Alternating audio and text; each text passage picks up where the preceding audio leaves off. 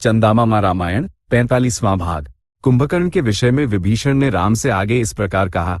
कुंभकर्ण ने जन्म लेते ही भूख के कारण मनुष्यों को सहस्रों की संख्या में खाना आरंभ कर दिया।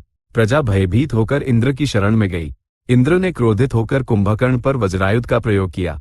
कुंभकर्ण ने ऐरावत का दंत उखाड़कर इंद्र के वक्ष पर प्रहार किया।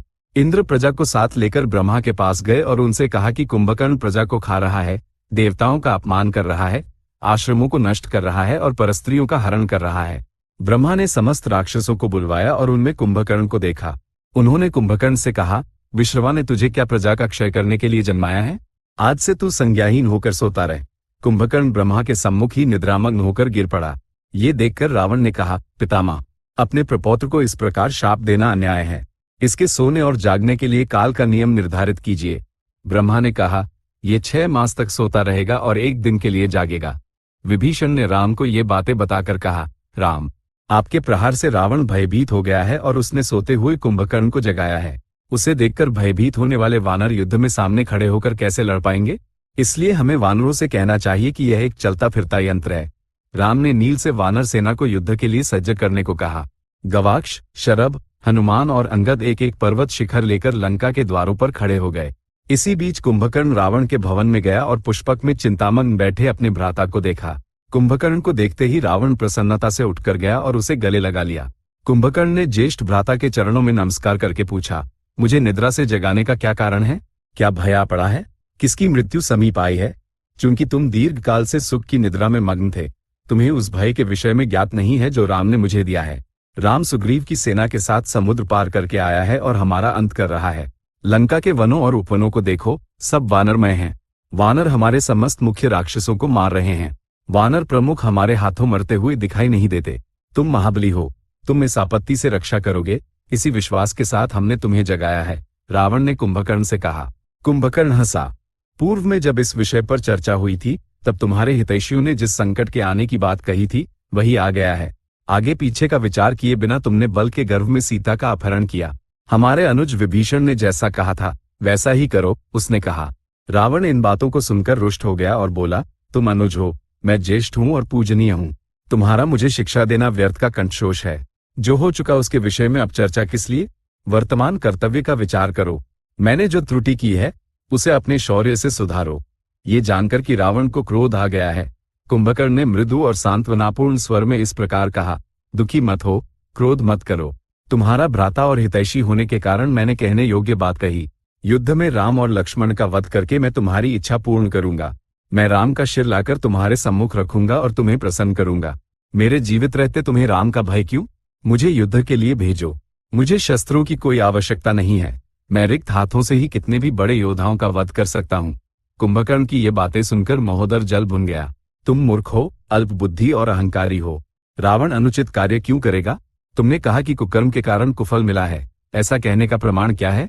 क्या सत्कर्मों से दुख और कुकर्मों से सुख प्राप्त नहीं होता? सीता का अपहरण करने की रावण की इच्छा हुई और हमने भी उस इच्छा का समर्थन किया। उसे रहने दो।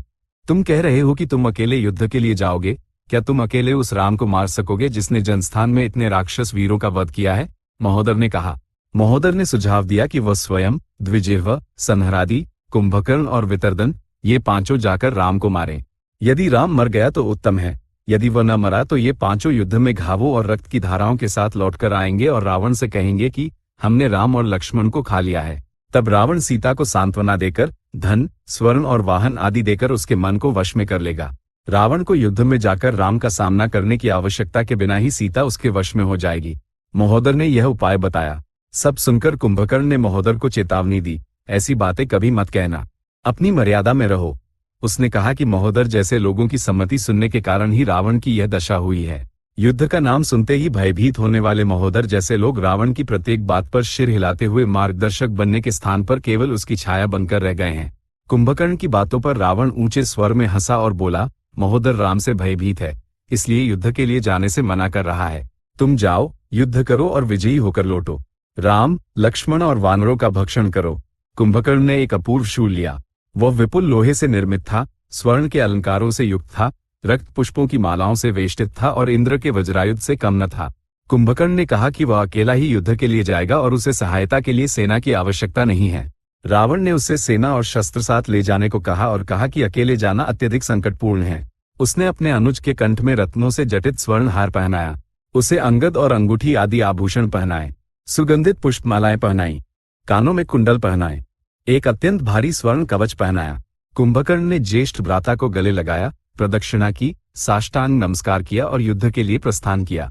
उसके पीछे महाबलशाली राक्षस वीर बड़ी सेना और शस्त्र लेकर चले। युद्ध के लिए निकलते समय कुंभकर्ण ने अपने देह को अपार बढ़ा लिया, जिसके कारण वह प्राचीरों को लांघकर वानर सेना तक पहुंच गया। उसे देखकर वानर प्रचंड वायु से उड़ते हुए बादलों के टुकड़ों के समान समस्त दिशाओं में तितर बितर होकर भागने लगे। कुंभकर्ण को देखकर भागने वाले वानर वीरों में नल, नील, गवाक्ष और कुमुद जैसे वानर मुख्य थे। अंगद ने उन्हें देखकर कहा, अपने आत्मसम्मान और पराक्रम को भी भूलकर तुम सब कहां भाग रहे हो? वो जो आ रहा है वो युद्ध करने वाला राक्षस नहीं, अपितु केवल भय उत्पन्न करने वाली एक प्रतिमा है। उन बातों से धैर्य पाकर वानर लौट आए और कुंभकर्ण से भिड़ गए। उनके द्वारा फेंकी गई पर्वत शिलाओं और वृक्षों से कुंभकर्ण तनिक भी विचलित नहीं हुआ।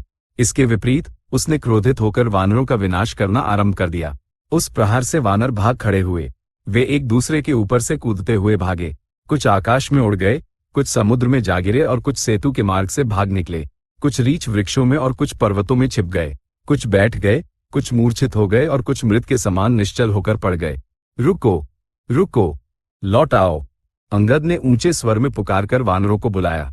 उसने वानरों से कहा कि जो योद्धा हैं उन्हें या तो शत्रु को मारकर कीर्ति प्राप्त करनी चाहिए या शत्रु के हाथ से मरकर ब्रह्मलोक जाना चाहिए, परंतु प्राण बचाने के लिए कायरों के समान नहीं भागना चाहिए और कुंभकर्ण की मृत्यु राम के हाथ निश्चित है।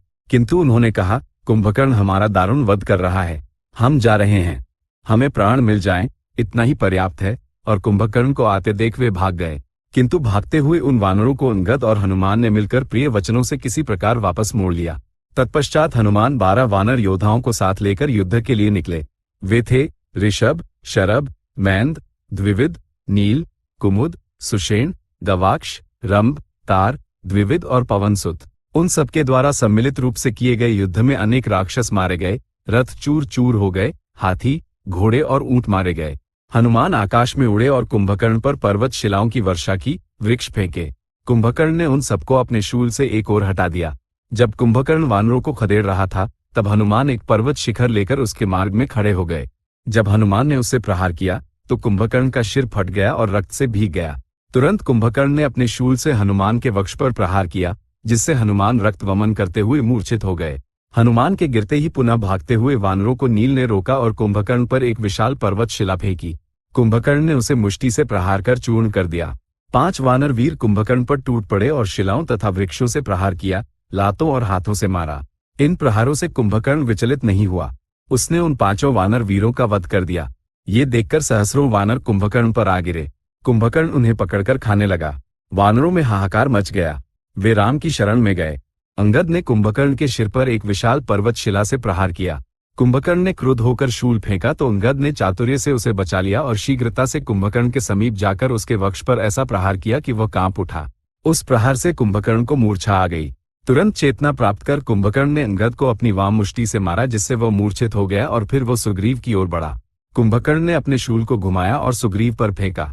तभी हनुमान आए और मार्ग में ही उसे पकड़ लिया और दोनों हाथों से तोड़ दिया। 20,000 तुला लोहे से निर्मित वह शूल हनुमान द्वारा अपने घुटने पर रखकर तोड़ते ही लकड़ी के समान टूट गया। शूल के नष्ट होते ही कुंभकर्ण ने एक पत्थर फेंका और सुग्रीव को मूर्छित कर दिया। मूर्छित सुग्रीव को पकड़कर कुंभकर्ण ले गया। उसका उद्देश्य था कि यदि सुग्रीव को बंदी बना लिया जाए तो वानर सेना, राम और लक्ष्मण निस्तेज हो जाएंगे। वह सुग्रीव को लेकर लंका की ओर चल दिया। हनुमान ने एक क्षण के लिए सोचा कि क्या कुंभकर्ण का विरोध करके सुग्रीव को छुड़ाना चाहिए, परंतु अंततः उन्होंने निर्णय लिया कि ऐसा करना अनावश्यक है, क्योंकि चेतना आते ही सुग्रीव स्वयं को मुक्त कर लेंगे। ऐसा विचार कर हनुमान भयभीत वानरों को धैर्य बंधाते हुए वहीं रुक गए। लंका के नागरिकों द्वारा कुंभकर्ण पर छिड़के गए सुगंधित जलों से सुग्रीव को चेतना आ गई। उन्होंने विचार किया कि अब कैसी प्रतिक्रिया करना उचित होगा। अंततः उन्होंने कानों को नखों से चीरा और नासिका तथा कपोलों को दंशित किया।